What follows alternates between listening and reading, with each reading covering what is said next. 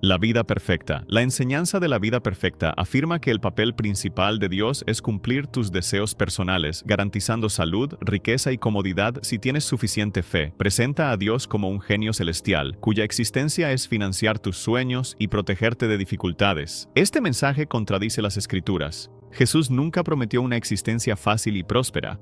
En cambio, dijo, si alguien quiere venir en pos de mí, que se niegue a sí mismo y tome su cruz cada día.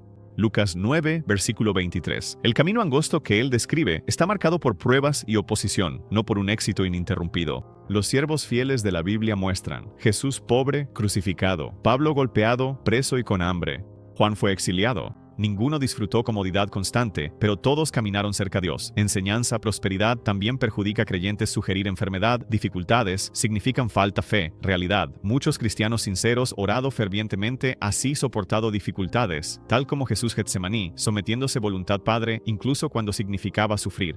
Dios sí bendice, sana y provee, pero lo hace de acuerdo a sus propósitos, no como una garantía. La verdadera medida de la fe es confiar en Él, ya sea que la respuesta sea sí o no. Dios es solo amor. Esta enseñanza se enfoca exclusivamente en el amor de Dios, mientras ignora su justicia, santidad y juicio. Es atractivo porque se siente afirmador y no confrontativo, pero crea una imagen distorsionada de Dios. La Escritura declara que Dios es amor, 1 de Juan 4, 8, pero también lo llama fuego consumidor, Hebreos 12, 29. Y el juez de toda la tierra, Génesis capítulo 18, versículo 25. Eliminar estos atributos es presentar solo la mitad de Dios, lo cual no es Dios en absoluto. La verdadera gracia, según Tito capítulo 2, versículos 11 al 12, instruye a los creyentes a negar la impiedad y vivir rectamente en este mundo presente. La gracia no es una licencia para pecar. Es el poder para ser libres del dominio del pecado. Cuando las iglesias se niegan a predicar sobre el arrepentimiento, la santidad o la realidad del juicio, dejan a las personas con una falsa seguridad de que pueden permanecer en el pecado y aún así estar bien con Dios. Jesús mismo enseñó que no todo el que le llama Señor entrará en el reino de los cielos, sino solo aquellos que hacen la voluntad del Padre. Mateo capítulo 7, versículo 21. El amor verdadero dice la verdad sobre el pecado y llama a las personas a la transformación. Cualquier mensaje que omita esto deja a los oyentes sin preparación para el Dios que un día juzgará a cada persona según su justicia. Reglas extra. El legalismo añade requisitos humanos al evangelio, tratándolos como condiciones para salvación o madurez espiritual. Es el evangelio fariseo de tradiciones humanas, listas de desempeño y reglas rígidas que van más allá de las escrituras. Ejemplos incluyen afirmar que una persona no es salva hasta ser bautizada, insistir que el Espíritu Santo está ausente a menos que alguien hable en lenguas, o exigir observancia de ciertos días o rituales para ser aceptable ante Dios. Aunque el bautismo, los dones espirituales y las disciplinas son valiosos, no son la base de la salvación. Efesios capítulo 2, versículos 8 al 9, lo deja claro. Por gracia habéis sido salvos por fe, no por obras, para nadie se gloríe. El peligro es que el legalismo traslada la confianza de obra de Cristo al desempeño personal. Puede producir orgullo en quienes cumplen las reglas y condenación para quienes no lo hacen. Jesús advirtió en Mateo 15, 6, 9 que las tradiciones pueden anular la palabra de Dios, reemplazando la obediencia con ritual vacío. El ladrón en la cruz demuestra que la salvación viene solo por arrepentimiento y fe. Sin rituales, registro de buenas obras. Las buenas obras, fruto de la salvación, no su fundamento. Agregar requisitos al evangelio lo convierte en un sistema que no puede salvar. Negación de la plena divinidad o humanidad de Cristo. Falsas enseñanzas reducen a Jesús a un profeta, maestro moral o ser creado, mientras otras afirman parecía humano. Ambas niegan verdades esenciales sobre su naturaleza. La Escritura presenta a Jesús como Dios y hombre. Juan capítulo 1, versículo 1 dice, en el principio era el Verbo, y el Verbo estaba con Dios, y el Verbo era Dios. El versículo 14 añade, y el Verbo se hizo carne y habitó entre nosotros. Colosenses capítulo 2, versículo 9 afirma, en Cristo habita plenitud de la deidad. Negar su divinidad le quita la autoridad y el poder para salvar, ya que solo Dios puede soportar la pena completa por el pecado. Negar su humanidad elimina su capacidad de ser nuestro sustituto, ya que el sacrificio por el pecado tenía que ser humano. Hebreos capítulo 2, versículos 14 al 17, explica que Él se hizo como nosotros en todo para hacer expiación por nuestros pecados. Los apóstoles advirtieron contra las enseñanzas que distorsionan quién es Jesús. Primera de Juan 4, versículos 2 y 3, dice que cualquiera que no confiesa que Jesucristo ha venido en carne no es de Dios. Seguir a un Cristo que no es completamente divino y completamente humano es seguir a un falso Cristo que no puede salvar. Rechazo de la autoridad y suficiencia de las Escrituras. Otra enseñanza peligrosa socava la Biblia al poner otras fuentes, visiones personales, tradiciones de la Iglesia o tendencias culturales al mismo nivel o por encima de ella. Cuando las Escrituras se tratan como incompletas, desactualizadas o secundarias, el estándar final de verdad del creyente pasa de la palabra de Dios a la opinión humana. Esto deja a la Iglesia vulnerable al engaño. 2 Timoteo 3:16-17 enseña que toda la Escritura es inspirada por Dios y útil para enseñar, para reprender, para corregir y para instruir en justicia, a fin de que los creyentes estén equipados para toda buena obra. La Biblia no es solo un recurso entre muchos, es el fundamento dado por Dios para la fe y la práctica. El mismo Jesús sostuvo la autoridad del Antiguo Testamento, diciendo repetidamente, escrito está. Confrontar la falsedad y la tentación. Cualquier enseñanza, revelación o tradición contradiga o añada a la palabra de Dios debe ser rechazada. Proverbios 35:6 advierte: toda palabra de Dios es verdadera. No añadas a sus palabras, reprenderá y mentiroso. La suficiencia de las Escrituras significa que contiene todo lo necesario para la salvación, la vida piadosa y el discernimiento. Confiar plenamente en ella protege a la Iglesia de ser influenciada por invenciones humanas y mantiene a Cristo, no a la cultura, en el centro. Universalismo. El universalismo enseña que el amor de Dios asegura que toda persona finalmente será salvada, independientemente del arrepentimiento o la fe en Cristo. Esta idea apela a la compasión humana, pero contradice directamente las propias palabras de Jesús. En Mateo 7, versículos 13 al 14, él dice que el camino a la vida es angosto y pocos lo encuentran. Juan 3, versículo 18, advierte que quienes no creen ya están condenados. Y Mateo 25, versículo 46, habla de castigo eterno para los injustos. Hechos 4, versículo 12, declara: no hay salvación en ningún otro, porque no hay otro nombre bajo el cielo dado a la humanidad por el cual debamos ser salvos. El universalismo elimina la necesidad de la cruz y la urgencia del Evangelio. Si todos se salvan, la muerte sacrificial de Cristo es innecesaria y la evangelización pierde sentido. La Escritura enseña que la vida eterna se concede solo a quienes se arrepienten y creen en el Evangelio. Marcos 1:15, Romanos 3:25, 10, 9, 10. Rechazar esta verdad deja a las personas bajo una falsa seguridad de que están a salvo cuando no lo están. El amor de Dios es real, pero actúa en perfecta unidad con su santidad y justicia.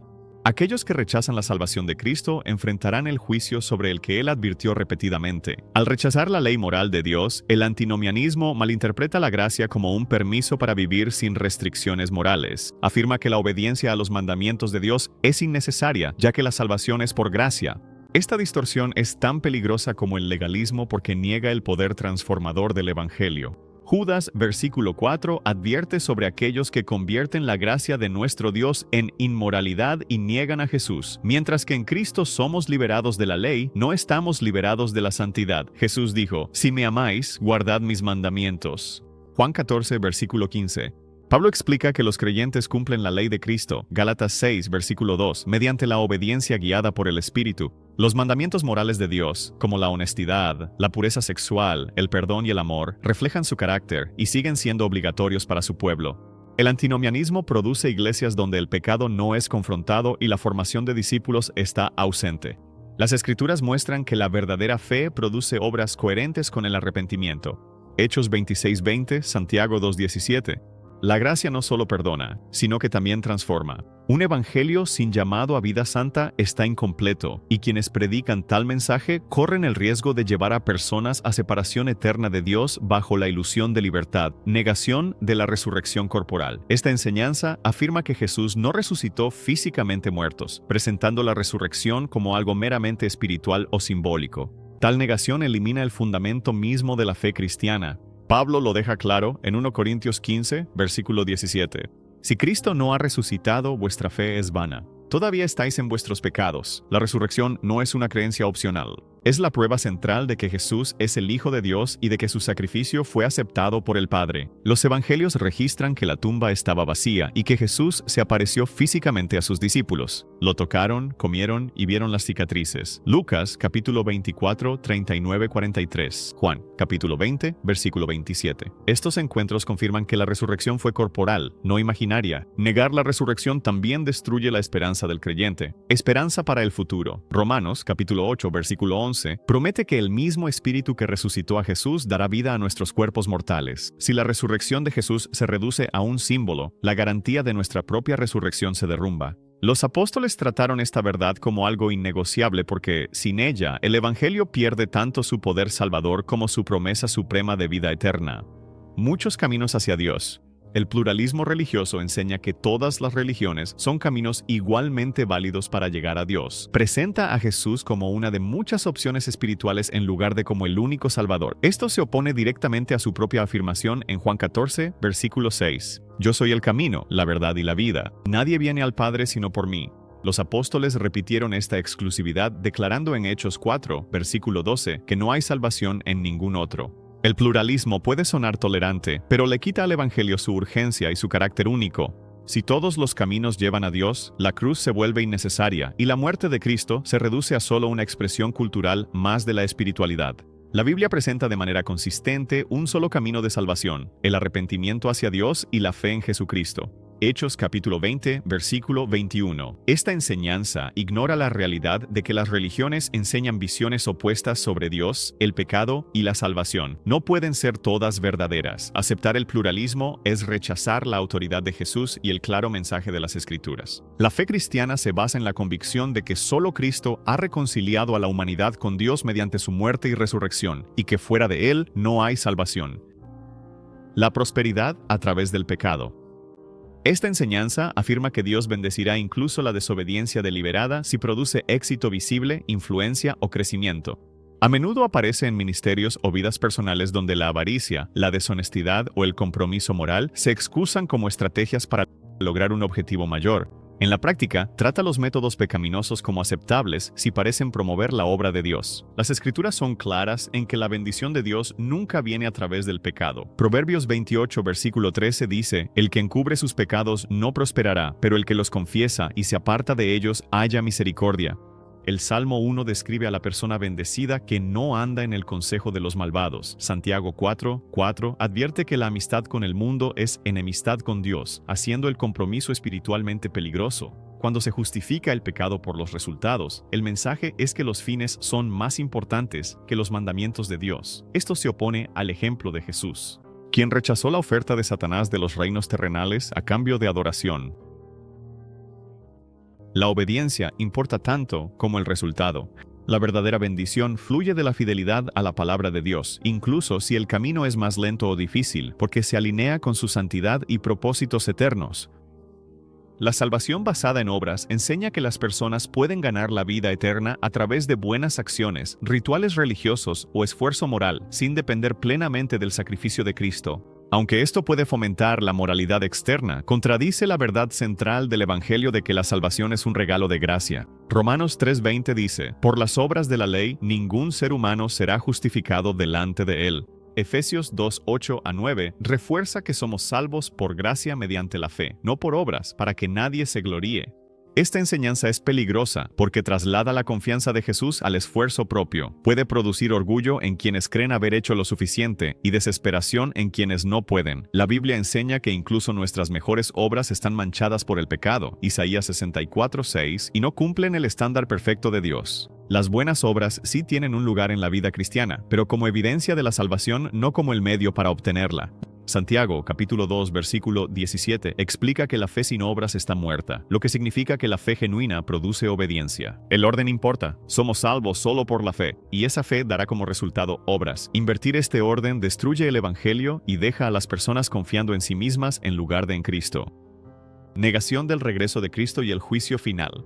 Algunas enseñanzas rechazan o reinterpretan la segunda venida de Jesús, afirmando que es puramente simbólica o que el mundo mejorará gradualmente hasta que el reino de Dios se realice plenamente sin su regreso personal. Otros minimizan o niegan la realidad del juicio final, presentando a Dios como alguien que nunca hace justicia contra el pecado. La Escritura habla claramente sobre estos eventos. Hechos 1:11 registra la promesa del ángel de que Jesús volverá de la misma manera en que lo han visto ir al cielo. 2 Pedro 3:3-4 advierte que los burladores cuestionarán su venida, pero afirma que el día del Señor llegará de manera inesperada. Apocalipsis 19:11-16 describe su regreso como un evento visible y decisivo en el que juzga y hace la guerra con justicia. Negar el regreso de Cristo elimina la urgencia de estar preparados y de vivir en santidad.